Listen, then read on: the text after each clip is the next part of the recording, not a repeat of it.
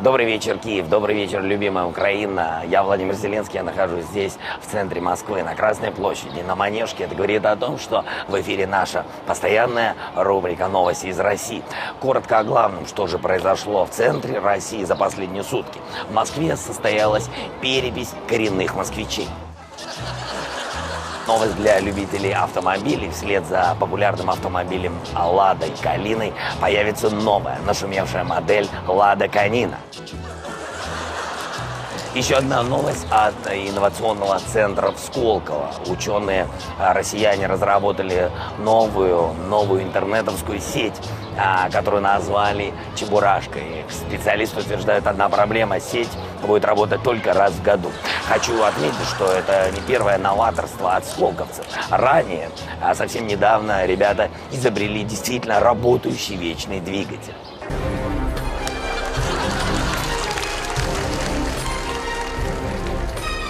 Переходим к новостям спорта. Совсем недавно президент России Владимир Путин открыл ночную хоккейную лигу. На открытии состоялся матч, в котором принимал участие сам президент России. Вы знаете, несмотря на то, что вратарь оппонентов получил 6 шайб от клюшки президента России, он счастлив и доволен, ведь у него семья, дети, и дети дождутся сегодня отца. И последняя новость на сегодня. В Российской Федерации вышел закон о запрете мата в телевидении. Материться нельзя не только в телевизионных программах, но и в кино, и в сериалах. Вы знаете, телевизионщики очень расстроились. Цитирую. Значит, материться можно было, а мы, не знали. На сегодня новостей больше нет. Берегите себя. Киев, Валерий, Евгений. Евгений, Валерий, добрый вечер, родная Украина, добрый вечер, любимый свободный Киев. Я нахожусь в центре Москвы, на Манежной площади. Это говорит о том, что в эфире наша постоянная рубрика «Новости из России». Вы знаете, здесь действительно очень демократично, здесь свободно любой человек может крикнуть «Слава Украине!» и этому человеку ничего не будет. Ничего такого, с чем бы не могла бы справиться современная медицина. А теперь о главных российских новостях. Вчера во время митинга в центре столицы львовский журналист взял интервью одного полицейского, который поддерживает политику Путина. В Чертаново открылся специальный супермаркет для настоящих пацанов. Новости медицины. Социологи утверждают, что обыкновенный москвич с сотней рублей в кармане в обыкновенной российской поликлинике может рассчитывать только на собственный иммунитет. И, пожалуй, самая главная новость. Снова газовая война. Россия больше не будет поставлять Украине газ по прежней цене. Вот как эту новость прокомментировала дочь главы «Газпрома» господина Миллера. Все, лавочка закрыта! И последняя новость. Новости науки. Ученые доказали, что аргентинская танго способна излечить любого человека от шизофрении. Поэтому всем депутатам Госдумы России посвящается. На этом, пожалуй, все. Следите за нашей программой, за мной, за нашей рубрикой. Евгений, Валерий. Добрый вечер, Киев. Добрый вечер, Евгений, Валерий, любимый Киев и родная Украина. Я Владимир Зеленский, нахожусь здесь, в центре Москвы, на Манежной площади. Это говорит о том, что в эфире наша постоянная рубрика «Новости из России». Вы знаете, хочется сказать, что действительно россияне к украинцам относятся, правда, демократично и очень тепло. Правда, до тех пор, пока не узнают, что мы с вами украинцы. Теперь коротко о главных российских новостях. Прежде всего, топ-новость возглавляет тот факт, что известный российский режиссер Никита Михалков приступил к созданию своей отечественной версии известного классического произведения «Парфюмер». Следующая новость. В Иваново, в прекрасном городе невест, один выпивший холостяк уснул на лавочке, а проснулся уже любящим мужем и отцом. Политические новости. Евросоюз продолжает усиливать санкции против депутатов Госдумы России. Таким образом, вчера список людей, которым запрещено выезжать из России в Европу, пополнило 30 человек. Возглавляет этот список некий господин Володин, который является первым заместителем главы администрации президента России. Таким образом, получается, что на одного Володиного человека в этом списке стало больше. Сам же Володя Владимирович в это время присутствовал на запуске новой огневой базы под названием «Буратино». Как мы знаем, насколько это правда неизвестно, но тем не менее запуск вчера провалился, и огневая база была отправлена назад на доработку папе Карло.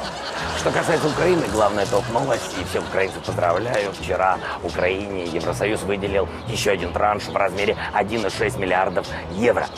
Очень жаль, вы знаете, очень жаль. Я нахожусь здесь, в Москве, и не нахожусь в Украине. Очень жаль, что я не могу поучаствовать в дерибане. Евгений, Валерий, студия. Добрый вечер, Валерий, добрый вечер, Евгений, добрый вечер, родная, любимая Украина. Прежде всего я хочу обратиться к гражданам моей родной страны. Я здесь, я Владимир Зеленский, я в Москве, я живой. Я единственный легитимный ведущий программы «Чисто Ньюс». И по приезду в Киев, я вам обещаю, я обязательно разберусь с этой лысой хунтой, которая захватила студию нашей программы, я обещаю. А сейчас к главным новостям Российской Федерации. Слухи о том, что на российских фондовых биржах паника, абсолютно не оправдались. Все спокойно, все хорошо, тихо. Действительно, западные инвесторы не спеша потихоньку выводят все деньги из Российской Федерации. Саудовская Аравия предложила альтернативу российской нефти для Европы. А в ответ на это российское правительство предложило альтернативу правительству Саудовской Аравии. Совсем недавно, буквально вчера, нам сообщили, что Госдума приняла закон о том, что любые заявления публичные о сепаратизме будут караться 3 годами лишения свободы. Вы знаете, это тот редкий случай, когда я готов и хочу жить по российским законам. Новости столицы. Дорожно-патрульная служба Москвы приняла решение снизить скорость передвижения автомобилей в центре Москвы на 20 км в час. Решение правильное, и теперь любые автомобили с номерами Госдумы Российской Федерации будут ездить в центре Москвы со скоростью уже не 260 км в час, а 240. Глава Центробанка Российской Федерации заявил, что курс рубля к доллару будет стабильным. Цитирую. Нам пока другого приказа не давали. Новости науки. Российская Федерация отказалась полностью от GPS-станций.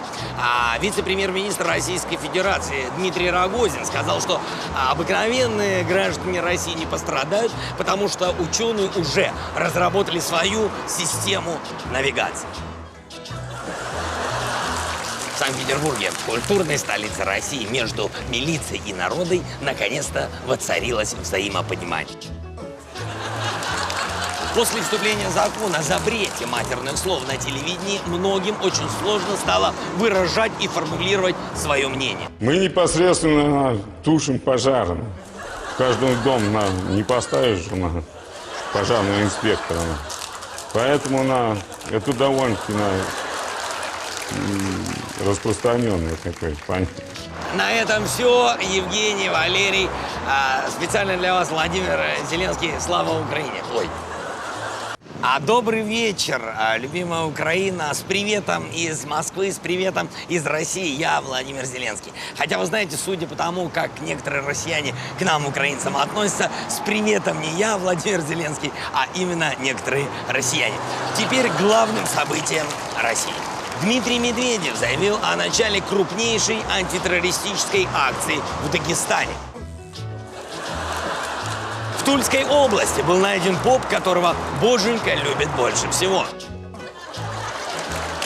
Открытое акционерное общество «АвтоВАЗ» запустило на экспорт новую, крупнейшую партию «Лада Диабло».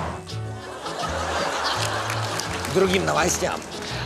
Российские чиновники предложили закрыть самую популярную социальную сеть Facebook. Против их заявления выступил премьер-министр Российской Федерации Дмитрий Медведев. Как сказал сам премьер-министр, Facebook – это единственное место, где мне предлагают дружить. Лидер Либерально-демократической партии России Владимир Вольфович Жириновский предложил развернуть реку Днепр вспять. Вы знаете, мы считаем, что следующим его достаточно адекватным предложением будет наклонить землю, да так, чтобы выпали американцы. Ну и в завершение главная новость. В Москве появилась народная служба контроля за полицией. Опусти стекло. Почему не пристегнутые с мобильным телефоном за рулем? Государственную машину. Телефон положите. И пристегнитесь. 185-й приказ Нургалиев подписал. Благодарствую. Спасибо большое. Это были все новости из России на сегодня. Евгений, Валерий. Добрый вечер, Киев, добрый вечер, Украина. Евгений, Валерий, я Владимир Зеленский. Специально для Чисто Ньюс из центра России, из Москвы, с последними новостями. Прежде всего, очень важная новость. Премьер-министр Российской Федерации Дмитрий Анатольевич Медведев не уверен, что Россия примет легитимность выборов президента Украины. Вы знаете, дело в том, что Владимир Владимирович Путин сейчас находится в Китае, а когда Путина нет рядом, Дмитрий Анатольевич Медведев в принципе ни в чем не уверен. Также премьер-министр России заявил, что не может гарантировать целостность Украине. А в ответ на это радикально настроенный украинский политик Олег Ляшко сказал, что не может гарантировать целостность Дмитрию Анатольевичу Медведеву. Не очень приятная новость для жителей Крыма. «Газпром», несмотря на обещания, пока не включил крымчан в программу газификации. Из всех программ для улучшения жизни крымчан, единственную, которую включили, это «Жить здорово» с Еленой Малышевой. Новости спорта.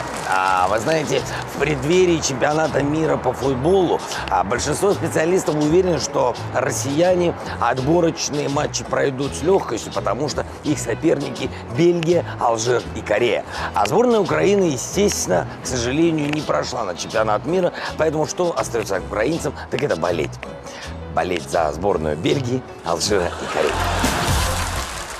Это, в принципе, все новости, которые нам удалось узнать за сегодняшний день. До встречи. Студия Валерий, Евгений. О новостях из России расскажет наш собственный корреспондент в Москве Владимир Зеленский. Евгений, Валерий, добрый вечер, Украина. Вы знаете, я нахожусь сейчас в Москве и хочу развеять один банальный миф, что здесь, в России, медведи ходят по улицам. Это абсолютно ложь, неправда. Москва – богатый город, и здесь медведи могут позволить себе ездить на такси. А теперь к главным событиям в Российской Федерации. Если верить главным новостям России, то россияне наконец-то отодвигают свои войска с границы Украины. Однако, если верить слухам, то российские войска стоят на границе, просто украинскую границу немножко отодвигают вперед.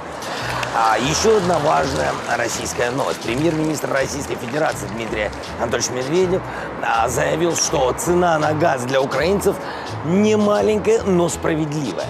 А также немаленькими и справедливыми он назвал себя и Владимира Владимировича Путина. К другим новостям.